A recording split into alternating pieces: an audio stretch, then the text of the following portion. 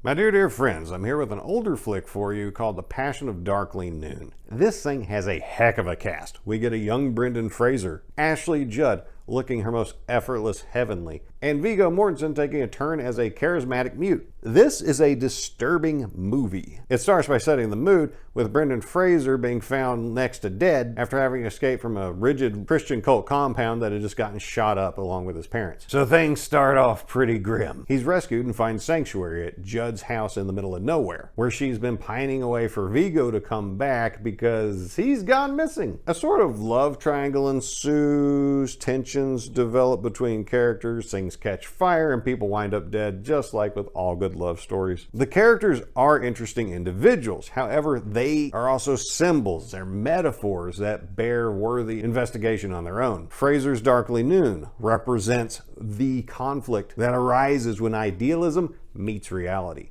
Judd's character represents the naive seeking for happiness by ignoring reality, by shutting oneself away from it.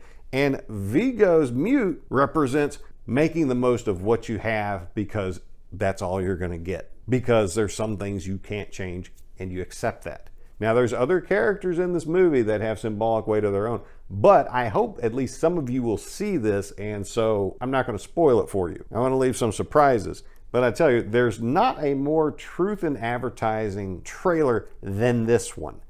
You watch that thing to get an idea if you want to watch this movie or not, and it will scare you off if you're not down for this. But if you are down for this, then this movie is for you. If you like David Lynch, if he had a little more coherency, this movie is for you. It has some of the most beautiful cinematography I've seen anywhere, and it hits on a lot of nerves with a focus on human frustration, our frailties, personal horror. All that's definitely in there. So for the brave or depraved amongst us, embrace the passion of Darkly Noon.